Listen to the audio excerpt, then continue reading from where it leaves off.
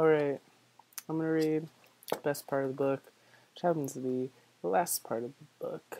And it's kind of a spoiler thing, but I'm going to read it. Okay, so it's really important, you know.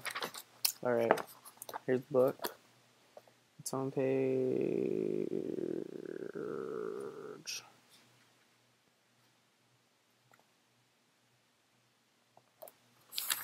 Where do I want to read?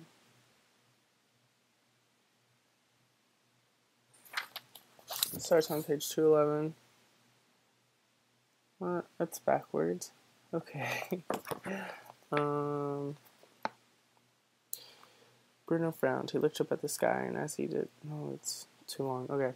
That's it, he said to Shumo. I'm going to catch a cold out here. I have to go home. But just as he said this, his feet brought him up a set of steps, and as he marched on, he found there was no more rain coming down anymore, because they were all piling into a long room that was surprisingly warm and must have been very securely built, because no rain was getting in anywhere. In fact, it felt completely airtight. Well, that's something, he said, glad to be out of the storm for a few minutes at least. I expect we'll have to wait here till it eases off, and then I'll get to go home. Shumo gathered himself very close to Bruno and looked up at him in fright. I'm sorry we didn't find your papa, said Bruno. It's all right, said Shumo. And I'm sorry we didn't really get to play. But when you come to Berlin, that's what we'll do, and I'll introduce you to... What were their names again? He asked himself, frustrated because they were supposed to be his three best friends for life, but they had all vanished from his memory now. He couldn't remember any of their names, and he couldn't picture any of their faces. Actually, he said, looking down at Shumo. Looking down. Actually, he said, looking down at Shumo, it doesn't matter whether I do or don't. They're not my best friends anymore anyway. He looked down and did something quite out of character for him. He took hold of Shumo's tiny hand in his and squeezed it tightly. You're my best friend, Shumo, he said, my best friend for life. Oh, my nose.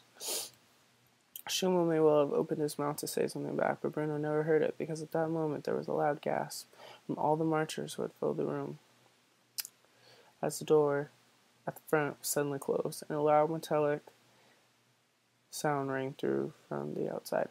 Bruno raised an eyebrow. Which one goes up higher? Okay. Bruno raised an eyebrow, unable to understand the sense of all this, but he assumed that it had something to do with keeping the rain out and stopping people from catching colds.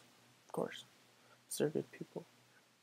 And then the room went very dark, and somehow, despite the chaos that followed, Bruno found that he was still holding Shumo's hand in his own, and nothing in the world would have persuaded him to let go. Basically, they died because they went to a gas chamber. Yeah, that's the end of the book. That's the most important part. Boy in the Striped Pajamas. Read to you by Callie Mercer III. By John Boyne. Get it.